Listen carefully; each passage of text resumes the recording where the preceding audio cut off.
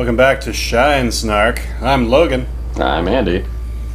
And we're headed to Act 3, but first, one of the only cutscenes in the game that tells a decent story. Let's take a look.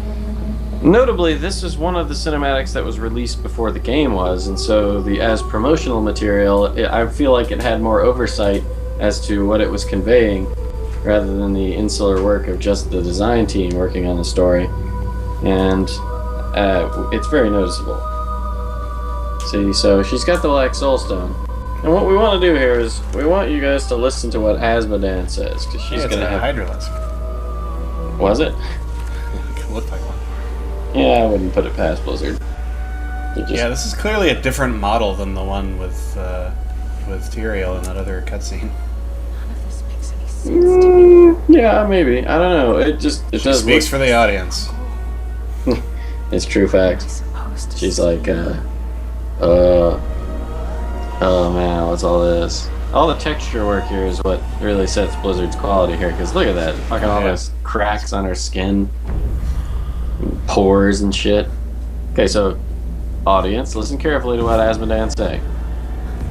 He's gonna be like, talking about shit, about how he's gonna take over the world. But the way he talks about it is very, very intriguing.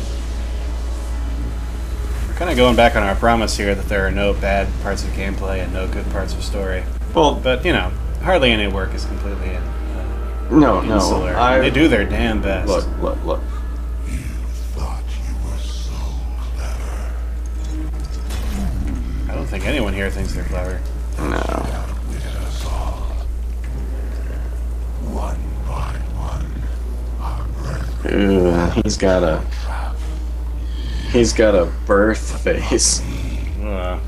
His face is like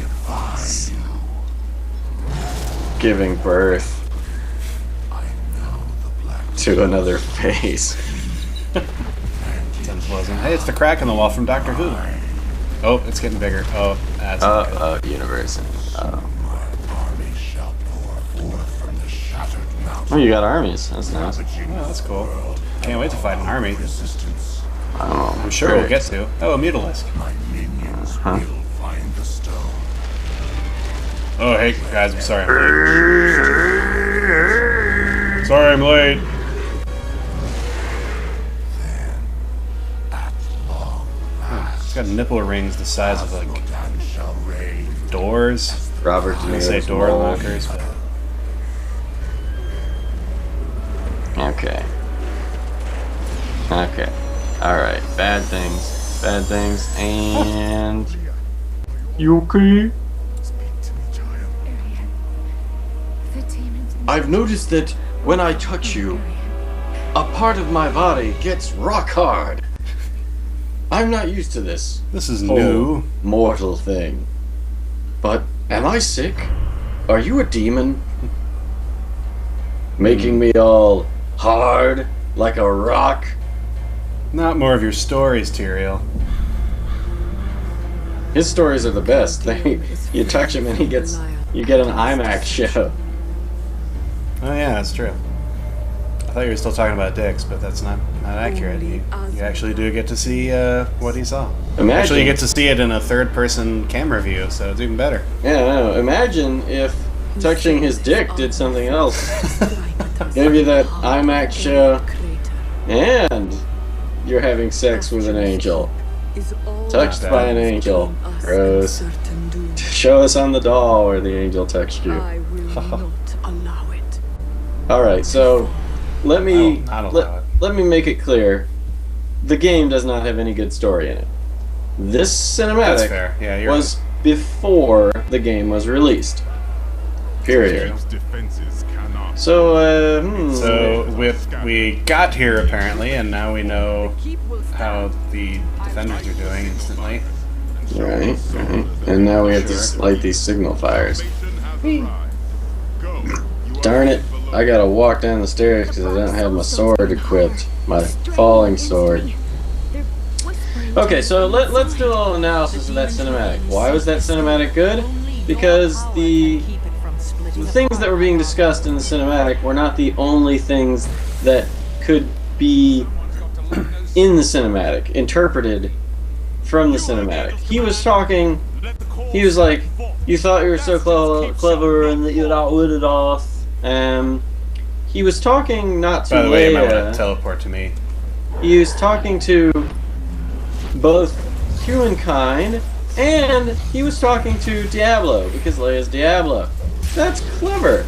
That's legitimately like, oh, there's analysis that can be done, and it's not all spelled out for you in one thing, but it is there for you to find as the audience.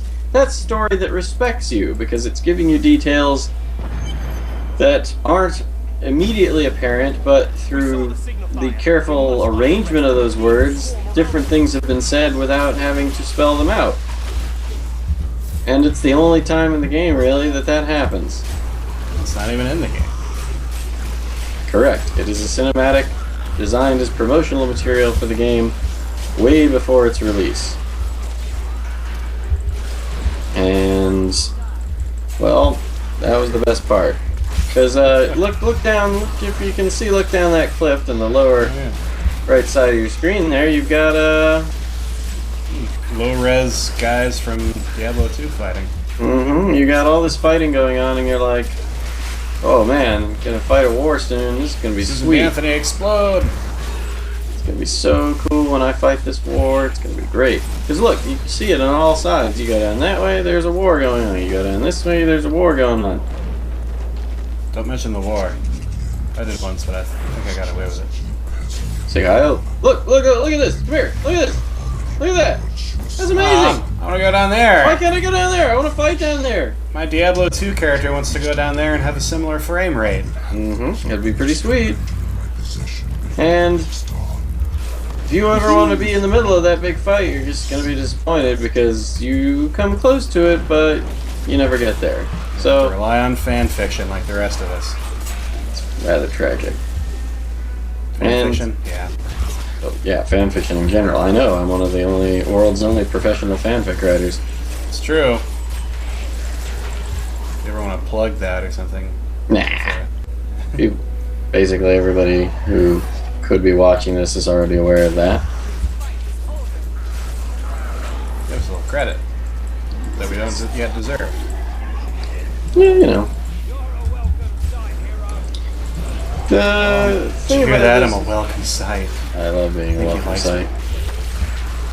The thing about this area here is it's like, oh, this is interesting. We're above this fight. I know that we'll eventually get to be a part of it because we're above it. And Asman is a big tactician. And obviously, if he's one of Hell's greatest commanders, then he's going to have strategy. And we're going to have to if we're going to beat one of the greatest commanders of Hell, surely the best way to help the war effort is something a little more complicated than lighting 3 fires.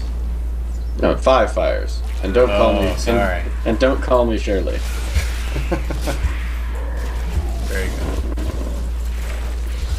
We're going through this, and this is one of the best levels because it's fairly overcrowded with monsters, and reminds me of that the level with the Forgotten Ruins in Act 2. Yes, it's pretty good. Pretty good level there, and pretty good level here. We're up in these ramparts, running around, killing dudes. It's a good time, you know.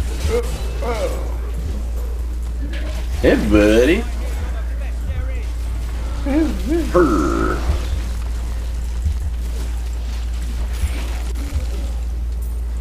It's a nice level. It's very good. It's one of my favorites. There's so much killing. This is the high point of the game the first time I played it, because when I first saw all this, I was like, damn man, this is gonna be sweet, dude.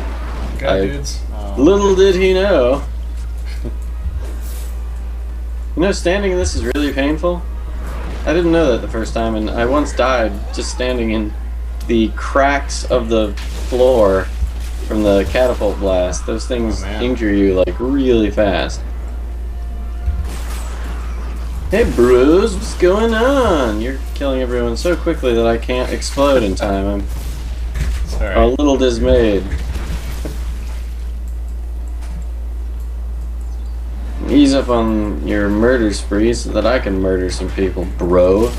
Alright. Swam bam. A less efficient No, just be aware that your super fast and mobile and high damaging, and I'm built for durability and slow engages. See, I sort of huff along, huff a lump.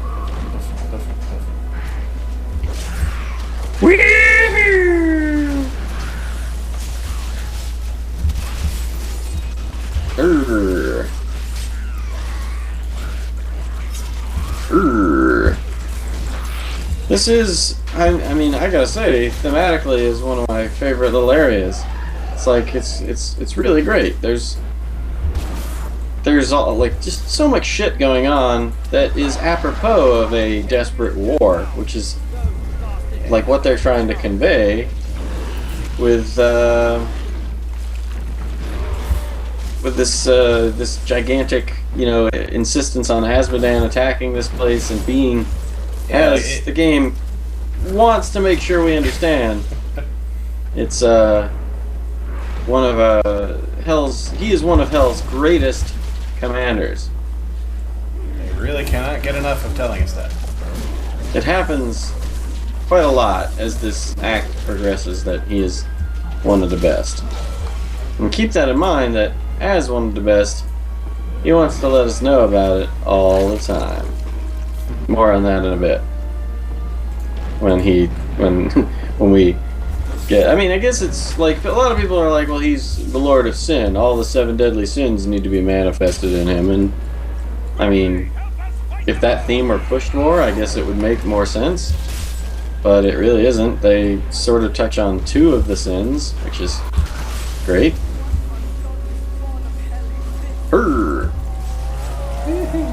Oh, sweet. It's a colossal Golgor. Who's that? Golgor. Pokemon!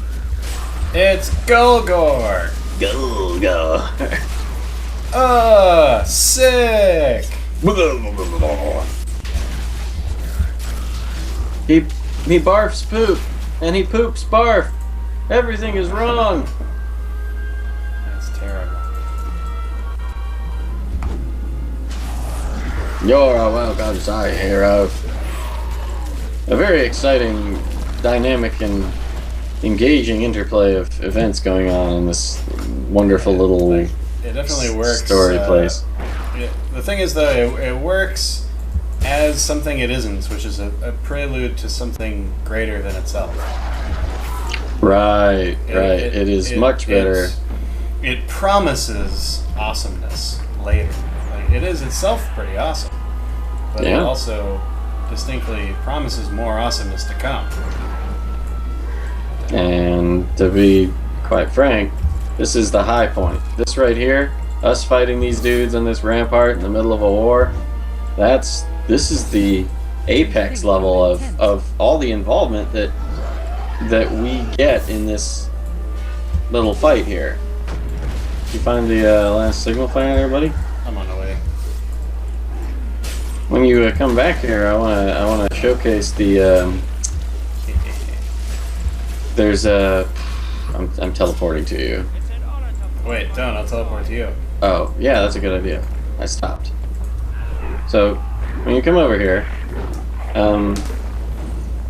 we're gonna be like up here at the top of this thing. Now come up here and take a look at like all this fucking fighting going on. Let's look to the side. Look at these. Get these massive fights going on, and dozens and hundreds of guys, and all these giant monsters fighting, and it's gonna be this really amazing fight. I think we fight one of those like big guys as a boss. We fight one of them. Disappointing. And we're not even getting into some of the worst parts of this yet, because we want to. We thought about just telling you exactly what happened, but then we felt, oh, hi Asmodan, why are you talking to us? Why are you're trying to intimidate us? Thrashing. Wretch. Struggle. Oh, that was really all he came to say. All right. What in the hells was that?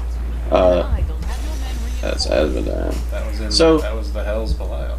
Or Asmodan, that's right. We killed Belial. Yeah, it's Asmodan. We come across, Asmodan here, and my character says, an idle threat. And that's the attitude that your character has the entire game, or the entire act that you're fighting Azmodan. Like, everything happens to him, and it's like, yeah, that's no big deal. And it isn't. Our character's right. But what's irritating is Blizzard tries to heighten the sense of danger and tension that we should be experiencing from Azmodan by him appearing regularly and saying, "I'm still a threat." But instead of that being what happens, he just becomes a cartoonishly inept villain. Hey, come here. I just want you to remember that all video games really are wealth traps. When we come back, the only thing I can do is have denial in my heart. Clutch your denial heart. We're gonna raise some catapults. That'll be fun. And then everything will, the complaining will continue. I promise. Oh man, we're gonna have so much fun because once we get into this catapults, we're gonna go right outside and fight that war. Oh boy, I'm so excited. That's not really what's gonna happen. It's gonna suck.